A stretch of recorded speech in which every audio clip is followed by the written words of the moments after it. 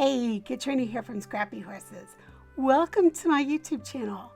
First off, I will need to apologize for my voice. It's a little strange today. I was stacking hay all weekend and sometimes that gives me some allergy issues.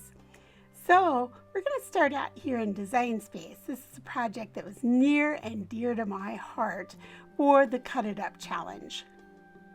I want to start us out here in Cricut Design Space just to give you an idea of what I did.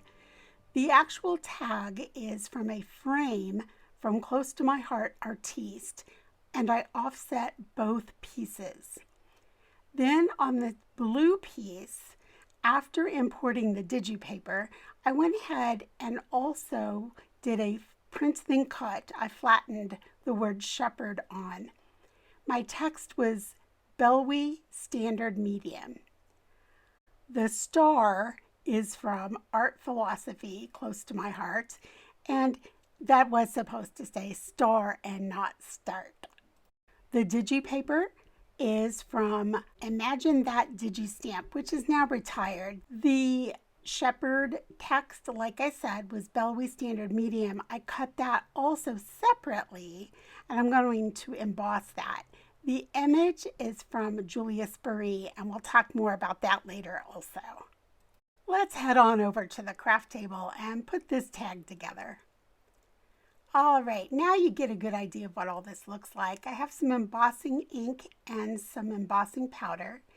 I have the letters that I cut separately, as well as the piece where it is on the blue there.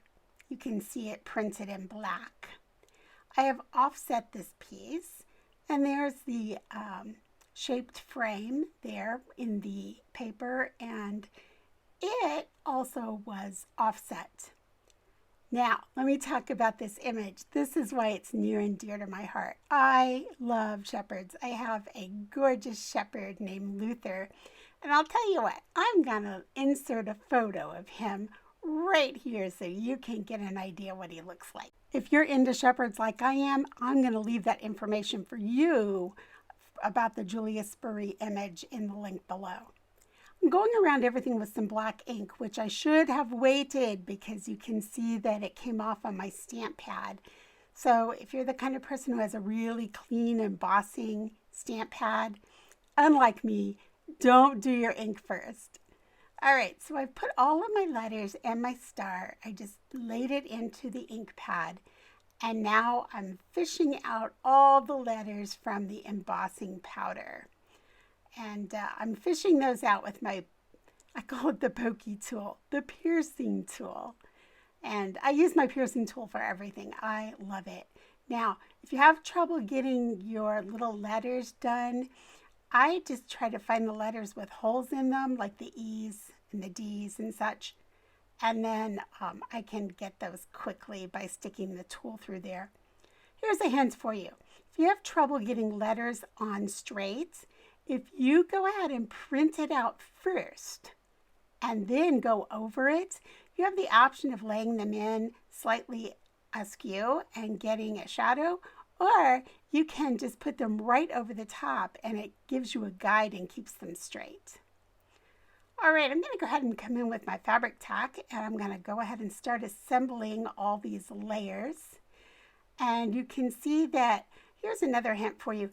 When I'm working with other pieces, I go ahead and lay those little letters under a stamp block, and that helps them to dry nice and flat. I also did that with the star, and I can tell you that right there I'm re-gluing it because it just didn't want to stick very well to that embossing powder.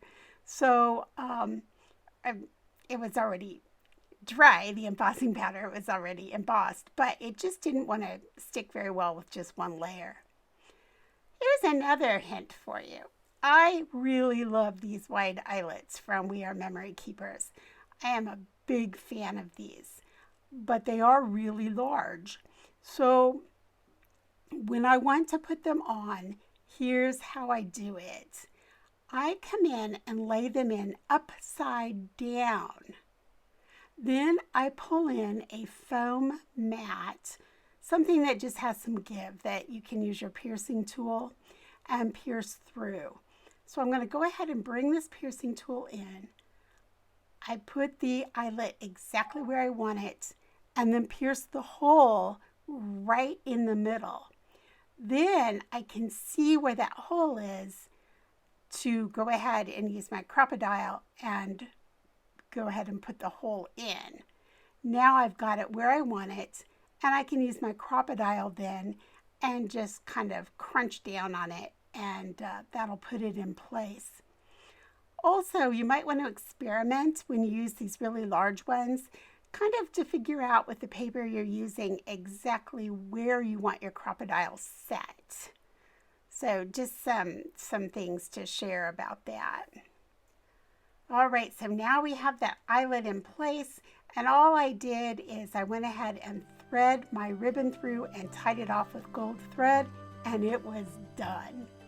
Hey, thanks so much for joining me. I really appreciate your time. And thanks for putting up with my voice today.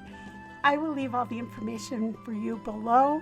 Come and join us at Cut It Up. Remember, you need a die cut to play along. Have a great week, and I'll see you in the next video. Bye.